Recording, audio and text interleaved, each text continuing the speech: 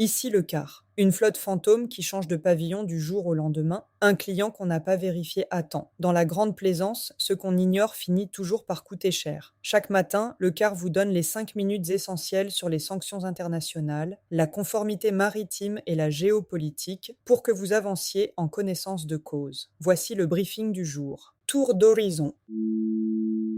Les Émirats arabes unis ont suspendu mardi l'ensemble de leurs échanges commerciaux et transactions financières avec l'Iran, jusqu'à nouvel ordre, après que leur système de défense anti-aérienne a détecté 2 missiles balistiques tirés depuis l'Iran, l'un tombé dans les eaux territoriales émiriennes, l'autre à l'extérieur. Téhéran dément avoir tiré ces missiles. La portée économique est considérable. Les Émirats sont le deuxième partenaire commercial de l'Iran après la Chine.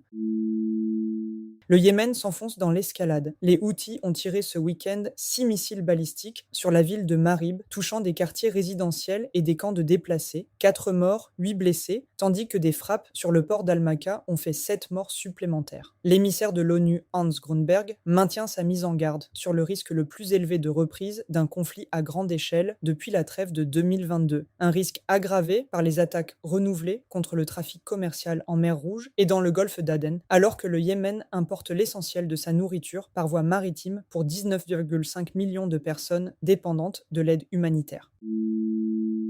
Le Royaume-Uni a formellement sanctionné 30 navires supplémentaires de la flotte fantôme russe qui auraient transporté pour 4,3 milliards de dollars de pétrole et de produits pétroliers en un an. Le total des pétroliers sanctionnés par Londres atteint désormais 73, plus qu'aucun autre pays au monde, portant à plus de 500 le nombre d'individus, entités et navires sanctionnés par le Royaume-Uni depuis le début de l'année dans le cadre de son régime de sanctions contre la Russie. Candidat plongé.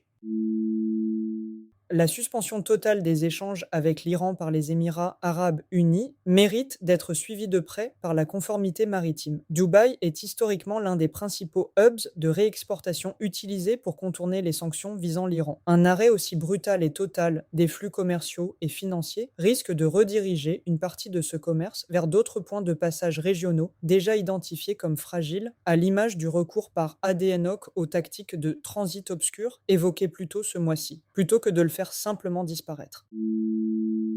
Perspective à surveiller, durée et portée réelle de la suspension commerciale émirienne avec l'Iran et évolution du risque de bascule du Yémen vers un conflit civil généralisé selon l'ONU.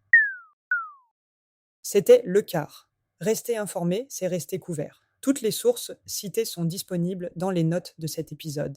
Bonne mer et à demain.